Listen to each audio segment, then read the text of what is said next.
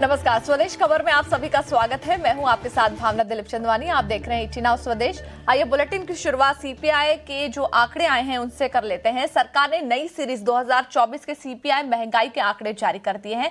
नई सीरीज में सीपीआई महंगाई 2.75% पर पहुंच गई है। सरकार ने आज से महंगाई का बेस ईयर 2012 से बदलकर अब 2024 कर दिया है और इस नए बेस ईयर में सीपीआई महंगाई 2.75% पर रही है। हालांकि एक महीने पहले दिसंबर में सीपीआई 1.33% पर थी, लेकिन वो पुराने बेस सीरीज के आधार पर थी। नई सीरीज में खाने पीने की चीजों की महंगाई 2.13% पर रही। वहीं हेल्थ सेक्टर की महंगाई दर 2.19% पर आ गई है। कपड़ा और जूते की महंगाई की बात कर ले 2.98% पर पहुंच गई है। वहीं देखिए ट्रांसपोर्ट सेक्टर की महंगाई दर सबसे कम है, 0.09% पर रही है।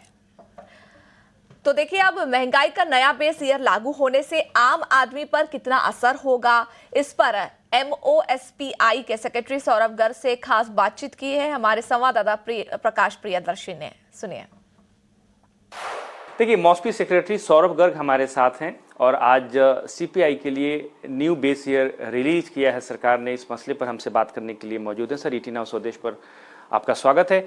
आज सरकार ने सीपीआई के लिए न्यू बेस ईयर रिलीज किया है, न्यू सीरीज की घोषणा की है। इसमें किस किस तरह के मेजर चेंजेज होंगे जो कि आज की परिदृश्य को ध्यान में रखते हुए जो एक्चुअल डेटा एक्यूरेसी की बात की जा रही है, तो किस किस तरह के मेजर चेंजेज हम देख सकते हैं?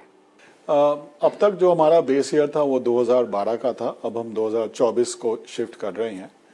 पिछले दशक में जो वस्तुएं लोग बाग इस्तेमाल कर रहे हैं, खरीदते हैं, उसमें काफ़ी अंतर हुआ है, चेंजेस हुए हैं।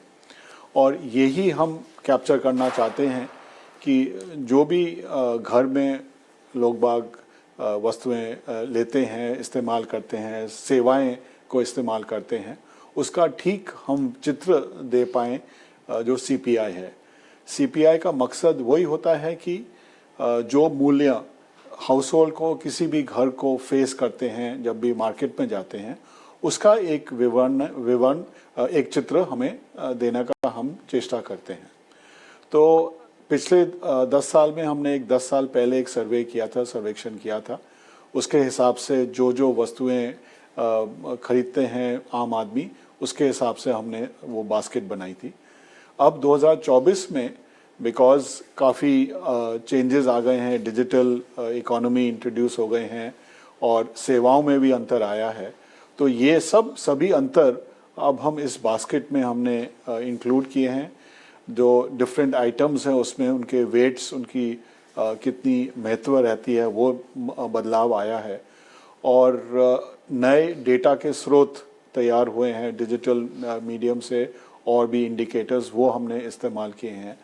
और जो हमारा क्लासिफिकेशन सिस्टम है उसमें भी कुछ चेंजेस आए हैं। तो इन सभी स्तर पे हमने ये नया सिस्टम आज से इंट्रोड्यूस करेंगे, नया बेस ईयर इंट्रोड्यूस करेंगे। ये अब मोर रिप्रेजेंटेटिव होगा। जो भी घर, जो भी कोई आम आदमी जब भी मार्केट जाता है, जो वस्तुएं खरीदता है, उसका रिप्रेजेंटेशन और बेहतर तरीके से होगा।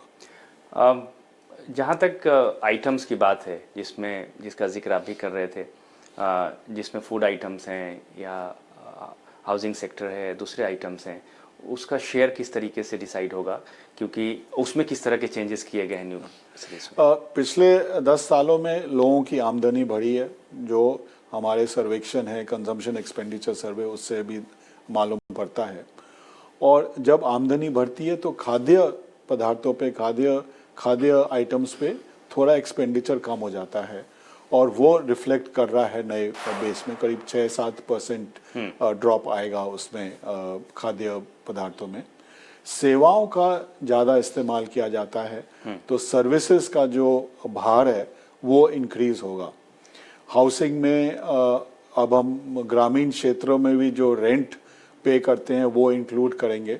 सिमिलरली एजुकेशन है, हेल्थ है, सभी सेवाओं में भी हमने और बढ़ोतरी की है नंबर ऑफ आइटम्स कैप्चर करने के लिए।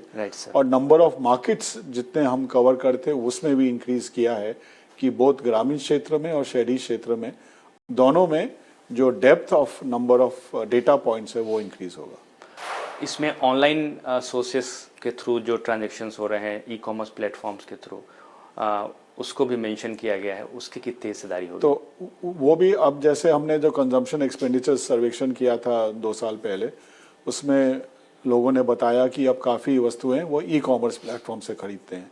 तो इसलिए जो नया बास्केट बनाया है उसमें हमने कुछ मार्केट्स ई कॉमर्स प्लेटफॉर्म से भी रखे हैं कि वहाँ की वस्तुओं का भी विवरणी इसमें आएगा।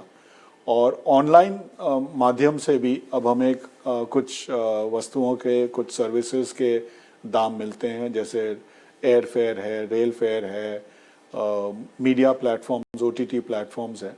तो हमारा यही चेष्टा है, हमारी प्रयास यही है कि किस तरह हम जो CPI का जो आधार है उसको अप टू डेट रखें और जो डेटा स्रोत हैं वो भी अप टू डेट रहें कि ठीक हम माप के अनुसार, ठीक बेंचमार्क के अनुसार हम रिफ्लेक्ट कर सकें कि जो प्राइस सिचुएशन है वो ही CPI में दर्शाई जाए। इसके अलावा GDP और IIP के लिए भी बेस ईयर चेंज होगा। GDP के लिए 27 फरवरी का डेट डिसाइड हुआ है, जहां पर न्यू बेस ईयर रिलीज होगा। तो जो मेथडोलॉजी, जिसमें हम ग्लोबली अलाइन मेथडोलॉजी की बात करें, स्टैंडर्ड की बात करें, तो उसमें किस तरह के चेंजेस हम देख सकते हैं? तो जो हमारे स्ट्रक्चर ऑफ द इकोनॉमी है, हमारे काफ़ी नए प्रोडक्ट्स अब तैयार हो रहे हैं, कुछ पुराने जो हम प्रोडक्ट और सर्विसेज थे वो अब बंद हो गए हैं। तो ये स्ट्रक्चर ऑफ द इकोनॉमी हम ठीक भाव से रिफ्लेक्ट होगी हमारी GDP कैलकुलेशंस में। और इम्प्रूव्ड डेटा सोर्सेज हैं वो उसको हम इंक्लूड करेंगे। अब हमारे पास GST का डेटा है, ई-वाहन का डेटा है, तो एक PFMS जिससे सरकार के जो खर्चा किया जाता है उसका डेटा हमें डिजिटली मिलता है। तो both the structure of the economy and जो नई इंडस्ट्रीज आए हैं, नए उद्योग आए हैं, उनका जो प्रोडक्शन है, उनका उत्पाद है, वो भी रिफ्लेक्ट होगा। तो the structure of the economy and new data sources and the methodology में जो चेंजेस आए हैं वो सभी हम इन नए GDP के कैलकुलेशन में इंक्लूड करेंगे, नए इंडस्ट्रियल स्टैटिस्टिक्स के कैलकुलेशन में इंक्लूड करेंगे। और हमारा यही प्रयास है कि ठीक चित्र अर्थव्यवस्था का, देश की अर्थव्यवस्था का हम दें। उससे जो भी निर्णय लिए जाते हैं, जो भी उसके बेसिस पे नीति बनती है, वो ठीक भाव से बने, यही हमारा प्रयास है। एक क्वेश्चन सर, इन सारे फैक्टर्स को अगर ध्यान में रखें तो क्या जो GDP नंबर्स हैं, जिसके जो एस्टिमेट्स सभी हैं, क्या उस पर भी इम्पैक्ट होगा पॉजिटिवली आइदर साइड? क्या इस पे हम किस तरह के असर देख सकते हैं? हमारा फोकस रहता है कि हम एक्यूरेटली और ठीक भाव से चित्र को प्रकाश करें इकोनॉमी की, अर्थव्यवस्था की। इसमें अगर कहीं हो सकता है कि कहीं जो इंडिकेटर यूज़ कर रहे थे उससे हमें अब बेहतर इंडिकेटर मिल रहा है, तो उससे कोई चेंजेस आ सकते हैं पॉजिटिवली या नेगेटिवली। बट हमारा फोकस यही है कि हम क्रेडिबल चित्र दें, एक्यूरेट चित्र दें, कि जो भी नीति और नियम बने वो गुड डेटा पे बने, एक्यूरेट डेटा पे बने। एक आखिरी क्वेश्चन सर, कुछ एजेंसीज, इंटरनेशनल एजेंसीज इंडिया के GDP कैलकुलेशंस पे सवाल उठाती रही हैं। जो इस वक्त हम मेथडोलॉजी फॉलो कर रहे हैं, इन न्यू सीरीज़ के बाद क्या इस तरह के जो एलिगेशंस हैं या जो डाउट्स हैं वो उसका अंत हो जाएगा, उसको हम रोकने में ये मददगार साबित होगा? और दूसरी चीज़ कि क्या आप इन एलिगेशंस में कोई इसका कोई वो देखते हैं? इसमें मेन जो इशू था, जो रेज किया था, कि हमारा बेस ईयर अब थोड़ा सा पुराना हो गया, 10 साल से ज़्यादा हो गए हैं। तो वो हम बीच में कोविड भी आ गया, उसकी वजह से पहले नहीं अपडेट कर पाए। तो अब जब हम 22-23 के पर आ गए हैं तो वो मेन जो इशू था वो अब क्लियर हो जाएगा। वैसे तो मेथडोलॉजिकल इम्प्रूवमेंट्स तो कंटिन्यूस प्रोसेस है, वो तो जैसे जैसे नई टेक्नोलॉजी आती है, नई टेक्निक्स आती हैं तो इम्प्रूवमेंट किया जाता है, और वो सब हम इनकॉर्पोरेट कर रहे हैं। लेकिन जो मेन इशू था कि बेस ईयर पुराना हो गया है, उस इशू को हम रिजॉल्व कर रहे हैं। और मैं बस यही कहना चाहूँगा कि हमारा जो डेटा सोर्सेज थे, जो डेटा हमारा पहले भी था, it was on very credible data, and वो क्रेडिबिलिटी हम मेंटेन करते हैं। Thank you sir, thank you so much.